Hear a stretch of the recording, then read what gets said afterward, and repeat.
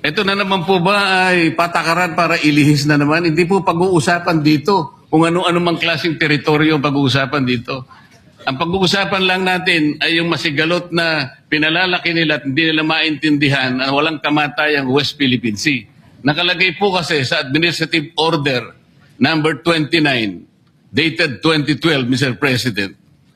14 na taon nang nakararaan, minanduhan mismo ang NAMRIA at ang DFA na mag-submit ng mapa at mga charts sa opisina ng United Nations General as UN Secretary General at inotify ang lahat ng international organizations katulad ng IHO.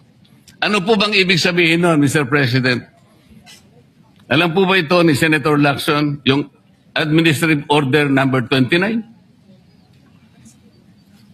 This is something between the chairman of the Foreign Relations Committee and the gentleman from Tarlac and Pampanga, Mr. President. Hindi po, tinatanong ko po kayo. No, kasi, I don't know Administrative Order number 29.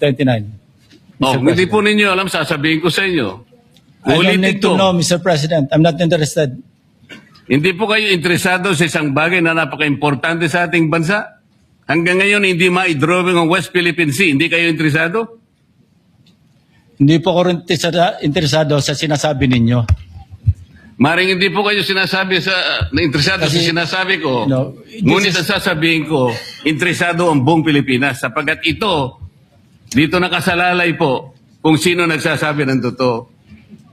So ayaw po ninyong malaman ang totoo, Ginoong Lacson? Kasi po, Mr. President, ang ipapalabas na naman niya, yung China may karapatan diyan sa lugar na yan.